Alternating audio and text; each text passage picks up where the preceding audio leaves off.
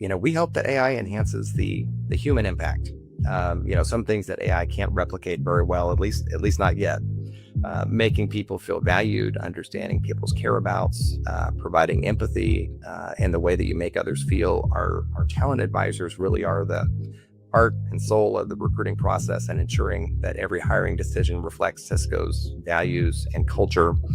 And while AI can help identify candidates with the right skills, the role of the hiring manager advisor and the candidate career coach, for example, those are essential. And I think they're going to be essential in the future state as well. Hi, and welcome to the show. I'm Johnny Campbell, CEO and co-founder of Social Talent. And this week on the podcast, we are joined by Scott McGuckin, VP of Global TA, Internal Movement and Mobility with Cisco. And we're talking about transformation and AI.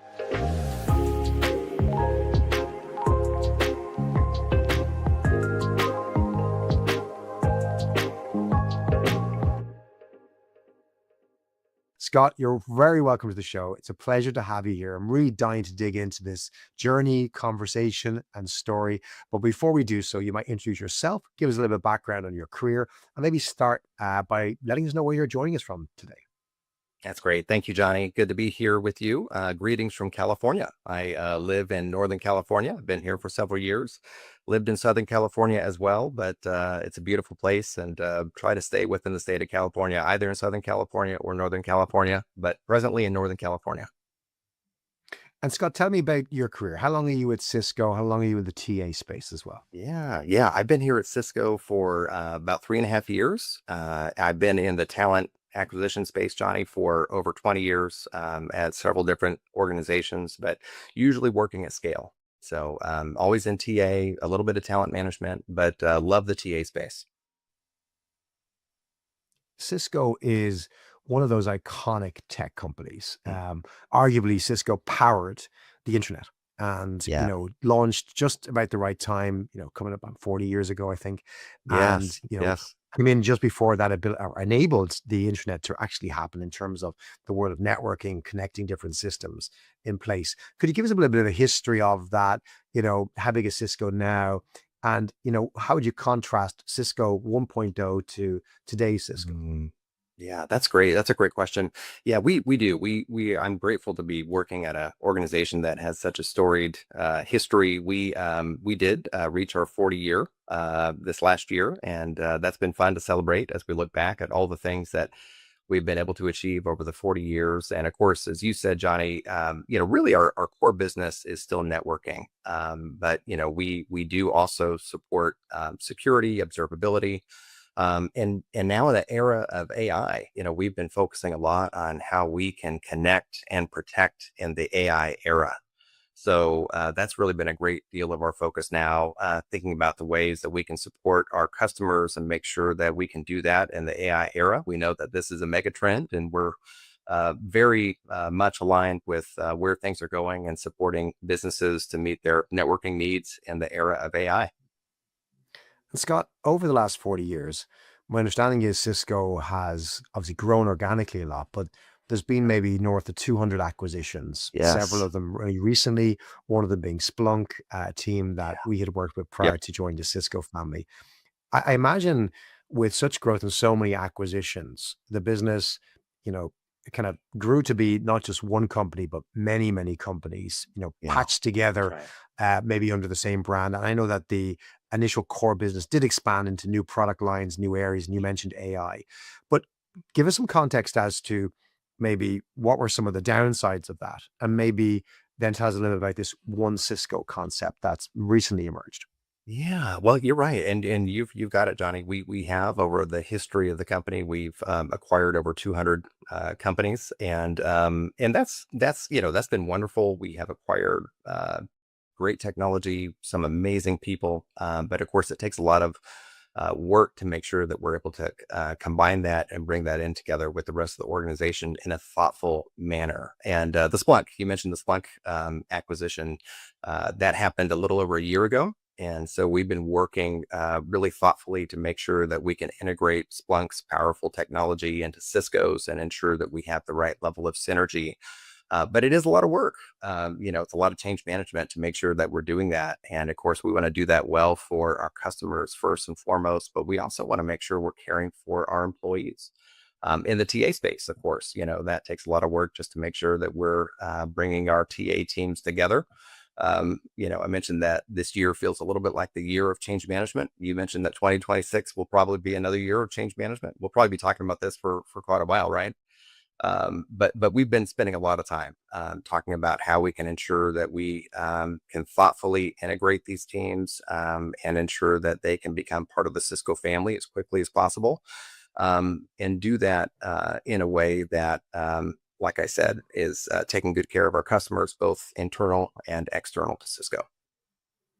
The business, as you mentioned, is embracing AI, involving its product set, and arguably AI blurs the lines between products. And so maybe historically, where one could possibly operate different businesses within this family of businesses and different brands, AI seems to cross over so many different product sets and brings them together. So what's the kind of what's been the change that's driven this kind of concept of, we need to not just operate as one company to the customer, but internally we need to Uh, untap the opportunity across different businesses and yeah, products and lines. Maybe give yeah. us the wider HR context of that, if you don't mind, Scott. Yeah, you got it. Well, anytime you have a 86,000 employee organization, you're probably going to struggle at least a little bit with breaking down silos, making sure that we have a one company, in our case, one Cisco mindset, Johnny. And this is already, something that our senior leaders put in motion within the organization. But we've been challenging ourselves to have a one Cisco mentality and to ensure that we're all doing what's in the best interest of the organizational priorities. So we're capitalizing on this within our own function, within Join and Connect, the team that I lead, and having that mindset, and of course, pursuing the highest and best interest, both for our team as well as for Cisco. And the idea is just that we need to align and make sure that in the large organization that we operate in nearly 80 countries across the globe, we're all focused on the highest and best uses of our talent, our time, our treasure, to ensure that we're driving the right outcomes. So that's really what it's been about, and it's been very helpful to capitalize on this notion to bring that mentality both within our team as well as within the entire Cisco environment. Scott, would you mind walking me through what an acquisition looks like from a TA perspective? Maybe Splunk, maybe another. I'm sure you've handled a few. What are some of the challenges of bringing in a new members of the family, so to speak, new hiring managers, new businesses to serve, perhaps new colleagues, different systems, different processes? What are some of the typical challenges that pop up for those particularly who haven't gone through maybe that kind of a scale of change? Yeah, that's a great question. We're working through two right now, actually, and I'll just give a couple of examples, Johnny. One is Meraki. Cisco purchased Meraki a few years ago, and for a variety of reasons, we maintained their own TA team until this year. And initially, when we started to move them over this year, we maintained their entire team under one leader until we had the opportunity to assess areas of synergy. And we are starting to integrate these into areas where we think we're going to have the greatest benefit. So areas like university relations, our operations function, talent marketing, things like that. We can't fully integrate until we get to the single platform that we're going to be implementing later this year. But we're glad we didn't rush the field, so to speak. It's given us an opportunity to be really deliberate and to make sure that we can be thoughtful as we're integrating the teams. Splunk, huge acquisition for Cisco that took place over a year ago, and we started integrating portions of their TA team within the Cisco TA environment a few months later. And we've been able to move a little bit more quickly with them, integrating teams once we moved to a new leadership team structure that we implemented earlier this year. Again, multiple systems though. So our leaders have to stretch a bit and ensure that we're doing everything we can to help the teams. We found that for both of these, because these are obviously recent and still occurring this year, some of the keys to success for us thus far have been clarity regarding rituals that we have within the company, clarity regarding our support model, clarity regarding expectations, and quite frankly, just acknowledging the human element. with all of this, understanding their needs, their care abouts, demonstrating empathy, helping them solve problems, acknowledge the bumpiness, even as thoughtful as you try to be with these things, it does take quite a bit of effort. Nothing goes perfectly. So creating a safe place, to be honest, to share, and obviously ensuring that they know that we are in their corner to help navigate these situations just as well as possible. Both teams are doing very well. They're fantastic and they're making us stronger, but it's a lot of work to make this happen. If I think of three pillars where you have your systems, your processes, and your people um, Yeah. together. You touched on a few things there. Obviously, the systems you need to bring together that can take time and scale, and it's a Yeah. project that you're currently undertaking. But Yeah. when you talk about the people piece, you mentioned something. You talked about a new leadership structure, and I love if you could explore that. And then you mentioned another thing which you said was, I really love this word, rituals. Maybe I can come back to Yeah. you on that as a second point. But maybe could you talk me through the structure and the leadership change? Maybe why change things? What is your thinking behind the change of structure? And then how does that look now? How are you basically executing on that? Yeah, that's great. Well, it's interesting when you begin to think about years where you're going to have significant change. You have some years where you feel like the growth might be just sort of organic. You're going to be busy, but you're executing on motions that are familiar territory, filling recs, supporting the organization with its core talent acquisition needs. And then you have years like this year, Johnny, where that there are significant changes in the mix, team integrations, rolling out new technology, new talent brand, things like that we're navigating right now. And that really helped us hone in on what do we need to do to make sure that we're providing the right infrastructure and really the right foundation to navigate these changes. And so, part of what we did is we emphasized organizational health and just making sure we have the right leadership team structure in place. But with our leaders, we did spend a little bit of time focusing on, how do we want our leaders to be showing up within the talent acquisition enterprise? What is most important? Clearly, we have to keep the lights on and make sure that we're executing our work well. So we talked a bit about operational excellence. This has to do with desk management, performance metrics, those types of things. But then the rituals has been something that we've really been emphasizing. So we emphasize a few things to try to make sure that we've got a very good cadence. I mean, clearly there's a ritual around dashboard reviews and that sort of thing, just to make sure that we're, like I said, keeping the lights on and doing good work day to day. But we do emphasize, and we have been emphasizing weekly check-ins. We have a platform within Cisco called TeamSpace. It allows employees to complete their loves, their loads, what they accomplished this past week, what they're going to be focusing on next week, and I'll be completing mine later today for my boss, and that is something that we do. That gets usually integrated into the one-on-one meetings that we have with employees, but it's also something that can be used if you don't have time, to connect personally in a one-on-one. It's a great way to stay connected and to communicate. We have been doubling down on some of the monthly and quarterly rituals, engagement surveys, all team meetings, development conversations, QBRs, both for ourselves and also with our customers. And just making sure that we're paying attention to those things, because those things are the key connection points to employees, and they become increasingly important when you're navigating through changes like the ones we're navigating through this year. Um, we also spent a lot of time, Johnny, talking about just the leadership behaviors, and the behaviors that we want our TA leaders to be exhibiting. In addition to the Cisco principles, we rolled out some new principles organization wide earlier this year. We also spent quite a bit of time talking about the TA leadership behaviors that we want our folks to be really spending quite a bit of time on. And we broke those down into two categories.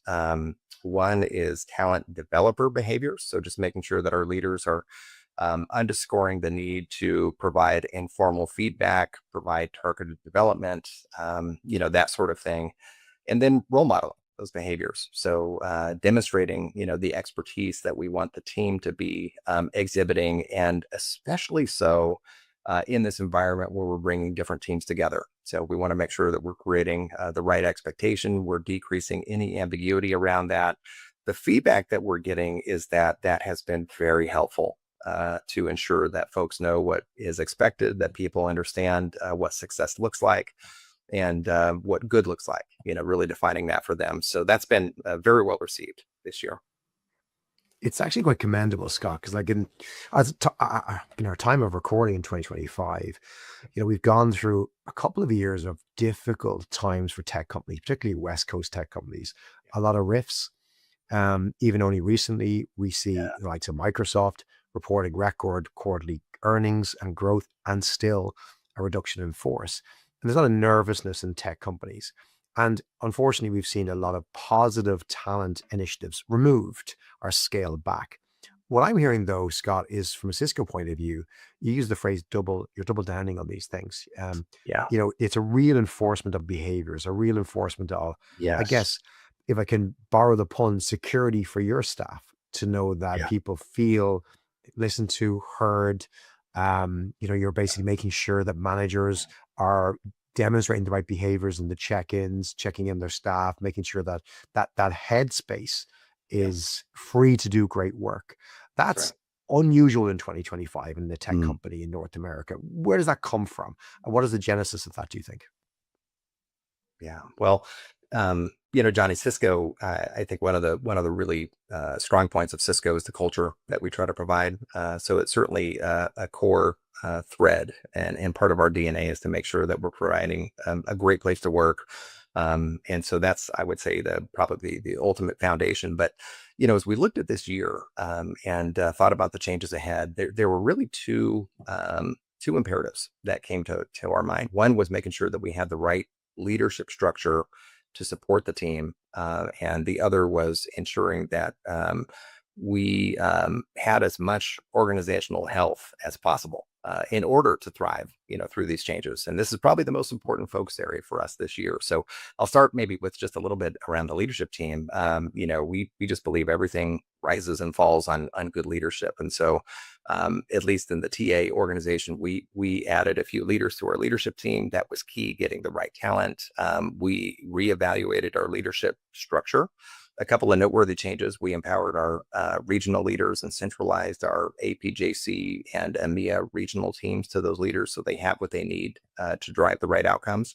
And that was based on listening to our employees, listening to our leaders, really paying attention to what they felt like they needed to deliver the best results to their customers.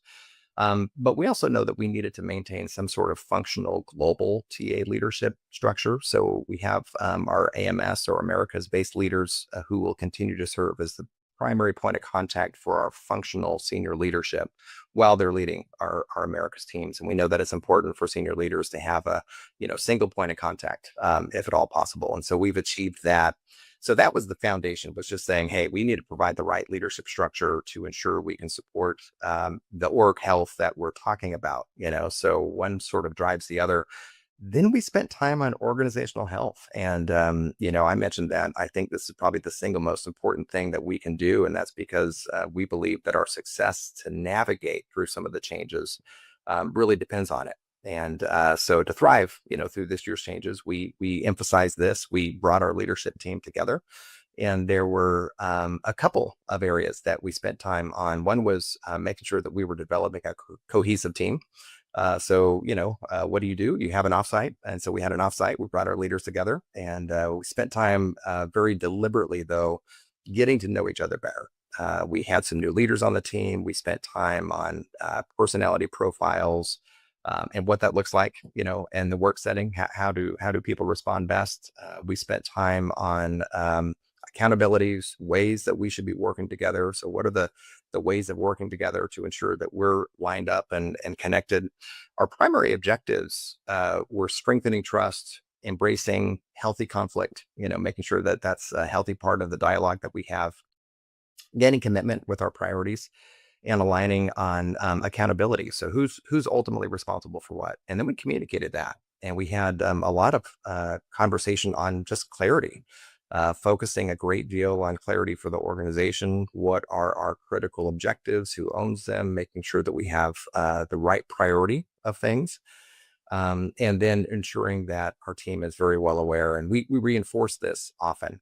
We talk about major priorities on every all hands in our QBRs. We know that organizational health and bringing that back to our teams and clarifying and sharing our priorities would serve as a bit of a multiplier effect, enabling us to navigate the changes as well as possible. So those were a big part of the foundation that we were setting up. I love this insight, Scott. And maybe it's the benefit of an organization that's 40 years old. People say mature, and sometimes they look at that as a negative thing, but mature means you're a grown-up company. And as a grown-up company, the respect given to the fact that in a time of change, you need to balance that with stability and clarity, which I think is really important. So your point around listening to the team, getting the organizational right, getting that clarity around, what are we working on? What are our processes? What are ways of working? How do we connect together? They're the things you can do, but are often ignored. Let's say call it by more immature teams or companies who might not have Hmm. gone through that. They just want to go fast and change everything. And they forget that change is hard on people. It is. It's really difficult. And That's right. at the scale you're working, you can't afford the risk of folks not being up for it, not being healthy for it. To your point about That's right. organizational health, not being their best. You're asking them to potentially run a marathon, and they got to look after their nutrition. They got to look after their diet. They got to look after their mental health. That's kind That's of right. seems to be the framing of it for you. Is that correct? That's exactly right, Johnny. It really is. And we talk about the notion of, hey, in order to pour into others, you got to make sure that your own cup is full, and that you're doing what you need to do to take care of yourself. And everybody's working hard, everybody's busy, but paying attention to these things are really the foundational pieces of the puzzle. We believe to execute our work well, to run hard, do hard things, and to make sure that we're creating an environment that is safe. We want people to feel like they have the opportunity to have, kind of a safe environment to work, a place where they can raise their hand, a place where they can ask questions. So, yeah, we've overemphasized that this year, and I think it was a smart move. And it's a theme that I think is a persistent theme within Cisco anyway. But we've certainly spent quite a bit of time talking about that within our team, just given the new teams that are coming together. And we did the same thing, by the way, for our recruiters. We made sure that that we talked about their expectations and what good looks like. We talked about you know, different behaviors for them, roles that we expect, what that looks like. And by the way, those things line up really well with your Mm. Talent Advisor 2.0 framework. So really working on things Glad that to can hear it. help us be good influencers and good partners to the business, and also clarifying, what are the important things that we want to drive in terms of metrics as well. So, we have a lot of different metrics that we track and keep, but making sure that, we're focused on the things that we believe are most important, driving quality outcomes, that sort of thing. I think that creates the clarity that people need in order to do their best work. And we've been getting that in the way of feedback. So I think people have appreciated it. And especially in moments like this where there's a lot of change, I think wherever we can decrease the noise a bit and create more clarity and create a place that's a safe place to do your best work. We want people swinging for the fences and really, shooting far, but we want them to do it in an environment where they know they're going to be supported. It's funny. I had a conversation with a senior leader this week. Very apt timing. We were talking about in her business. She was sharing that the expectation is the highest performance. And she said, but if you Mm, want high performance in sports, you don't burn your athletes out. You focus on yeah, rest, that's great. recuperation, the right training environment. She said, So good. and unfortunately, in her environment, she was saying they're trying to burn them out. And they also want high performance. And she's like, you cannot do both. And trying to use that analogy of sports, like, it hit me as like, you're 100% right. You got to manage rest time, recuperation, making sure people have the right health plan, your organizational health piece. It is actually the strategy behind high performance is making sure you're balancing those because that's how you do It it in, is. in team Yeah. sports. That's right. Yeah, that's exactly right. I mean, it's sort of the underpinning, and it's not new, right? That's the thing. It's funny as we thought about this. I've been having this conversation, Johnny, with some of my colleagues internally, and just kind of saying, "Hey, what do you think about this?" And what's interesting is the feedback I've been getting is, "Oh, that's brilliant." Mhm.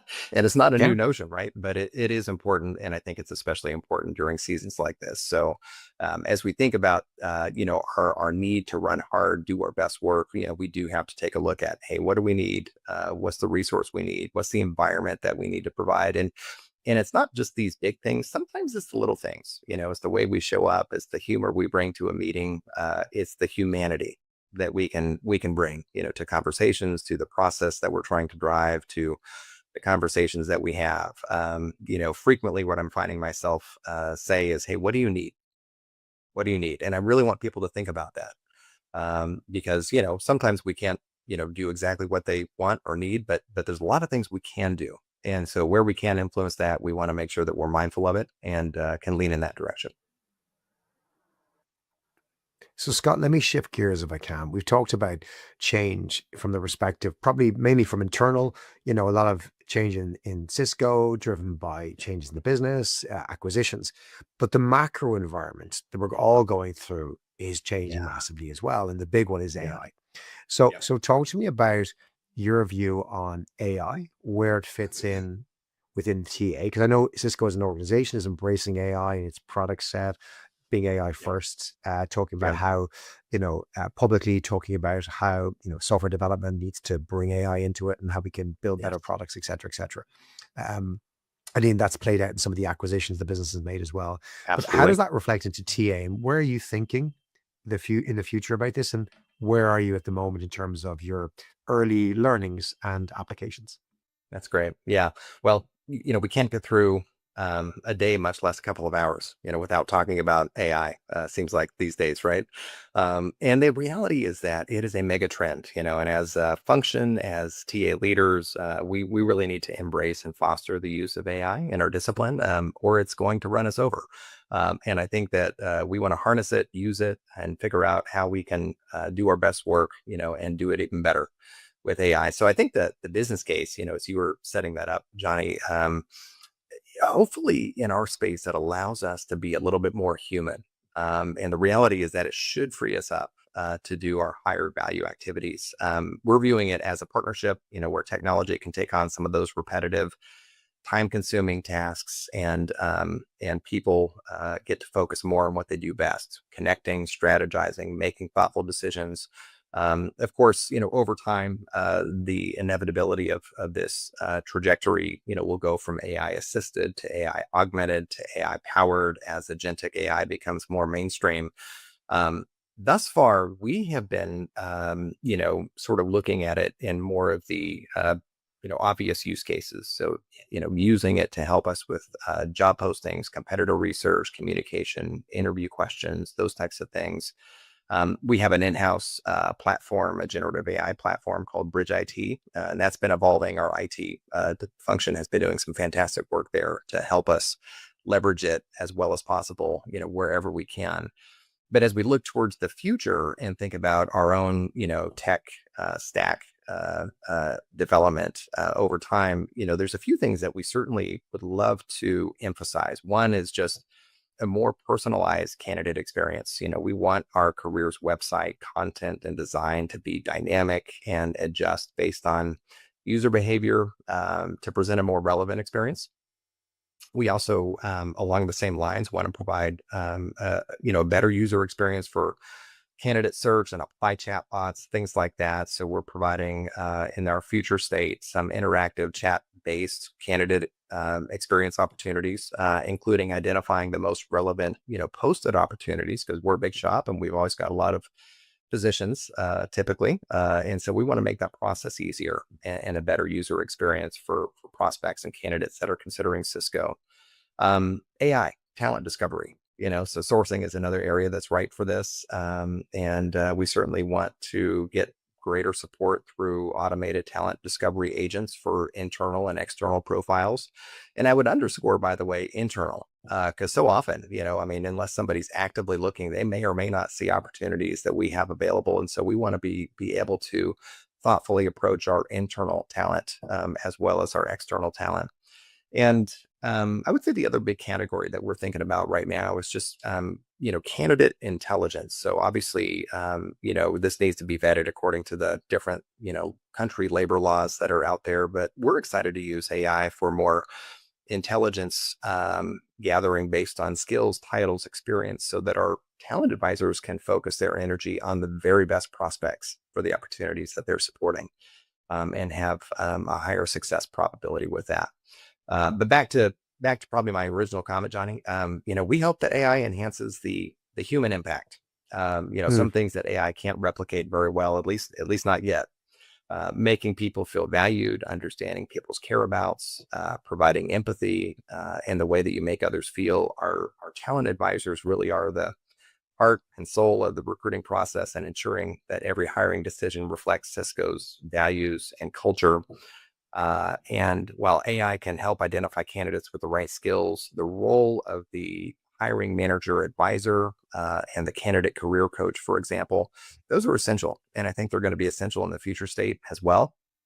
And these are the meaningful and important dialogues that I hope our talent advisors get to spend more time on in the future with the help of AI. I love that. I 100% agree. I think if you think about, hiring being a marketplace with two sides, you've got the business and you've got the candidates.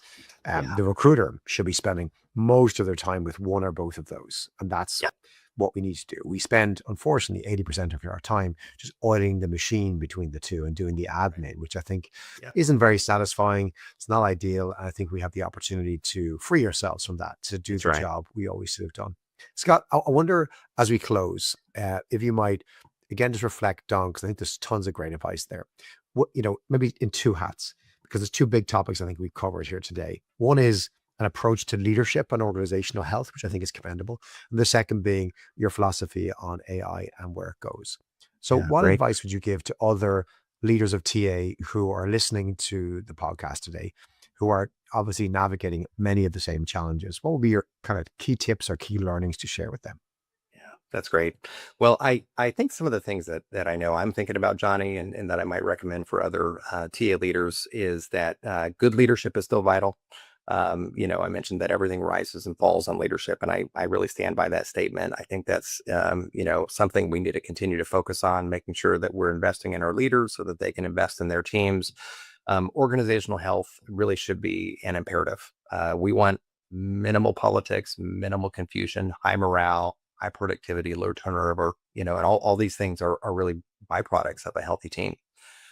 So there's a lot that we can't control, but there are things that we can. So, we need to, I think, spend more time focusing on those things that we can control, providing clarity, acknowledging it when we don't know it, and, but providing insight into what we do know, where we're going, so that people really have a sense of security despite the more external change that, we're experiencing right now. With regard to AI, I mean, we know that's a mega trend. And I think that when I think about, this era of disruption, the AI evolution, I think TA leaders need to embrace AI, but humanize the process as much as possible. Upskill TA teams on AI fluency, and even rethink, some of the work and the job descriptions that we have in our space for the age of agility. I think focusing on adaptability, problem solving, learning agility, those things are going to be important for our teams as well as our businesses. And I think, when I think about the TA profession just in general, Johnny, I think about adaptability, change management, resilience. Yep. Those things are going to be key. And to maximize those, we're going to need to have healthy organizations. People are going to need to feel free to experiment, when and where possible. So we need to provide clarity and make sure that people know what we're doing, and what is not just permitted, but what's expected. And as leaders, we need to do whatever we can to foster that within our own team. And that's certainly what we're focused on here at Cisco. And I think that's probably good advice for all TA leaders out there right now. Scott's a lovely way to finish, and I concur in terms of I believe that we actually, as an industry, have the ability to do this. We've shown it, for example, in the pandemic in 2020, we were Yeah, able to really kind of that's show right. up for the business and help. And I think facing this again different challenge, but a massive challenge of AI and how we basically evolve. I have every confidence in our industry and the folks working in recruiting to show Absolutely. up again and lead by example. No doubt. No doubt. We're going to do it. I'm excited. The future's bright. Love it. Scott, thank you so much for joining us today. I really appreciate Thanks you for giving having me, the Johnny. time, sharing your stories and advice. And I thank you, My listener, pleasure. for joining us and hearing Scott's story. We're going to, see an enormous amount of change over the next few years. It's brilliant to see an organization like Cisco embracing organizational health, quality, proven, mature leadership, and approach to that kind of security for the team. Again, pardon the pun, but also embracing AI and seeing it as a clear part of the future and a good approach. We're hoping we have Scott back again in the future to share some of the insights on how that's evolving, what they're looking at as we expect the team to take a leading role in that. Meanwhile, we'll be back next week with another Hiring Excellence podcast, another great conversation. If you don't already subscribe, please do so on Spotify, Apple, or wherever you get your podcasts. Until next week, have a good time. We'll talk to you then.